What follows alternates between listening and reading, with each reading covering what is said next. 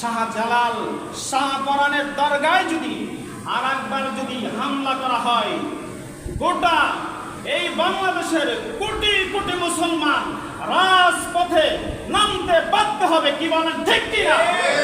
সম্মান দেওয়ার মালিক কে? আল্লাহ। সম্মান ছিনিয়ে নেওয়ার মালিক কে? আল্লাহ। এই জন্য যেখানে আউলিয়ায়ে কেরামদের আস্তানা রয়েছে, যেখানে ইসলাম প্রচারের কেন্দ্র রয়েছে, সেগুলোকে আমাদের পাহারা দিতে হবে, সম্মান করতে হবে। মানুষকে সেজদা দেওয়া হয়, যেখানে কুফরি শেখানো হয়, যেখানে পাপাচার শেখানো হয়, যেখানে শিরক শেখানো হয়, যেখানে বিদআত শেখানো হয়, সেখানে উলামায়ে কেরামদের পরামর্শ নিয়ে প্রশাসনকে হাতে নিয়ে সেই শিরক বিদআতকে চরমভাবে ধ্বংস করে দিতে হবে। কি বলেন ঠিক কিনা? বলি আল্লাহুম্মা আমিন।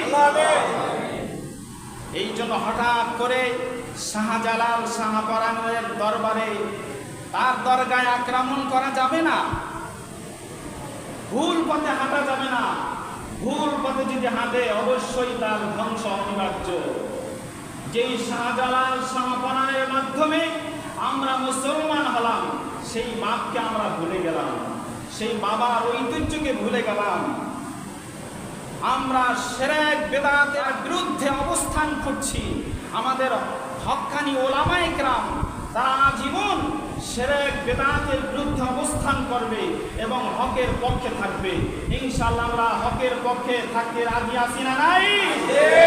আল্লাহুম্মা আমিন।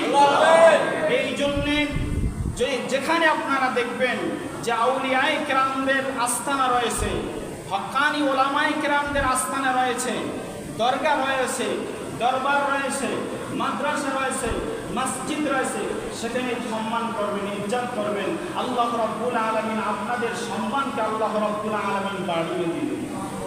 একজন যদি আপনারা ইমামকে সম্মান করতে পারেন, ওই যে রাসূলুল্লাহ সাল্লাল্লাহু আলাইহি ওয়াসাল্লামের মহব্বতে আপনার সমাজের ইমামকে যদি শ্রদ্ধা করতে পারেন, ভালোবাসতে পারেন, কিসের কারণে? ইসলামের কারণে, নবীর কারণে, আল্লাহর কারণে।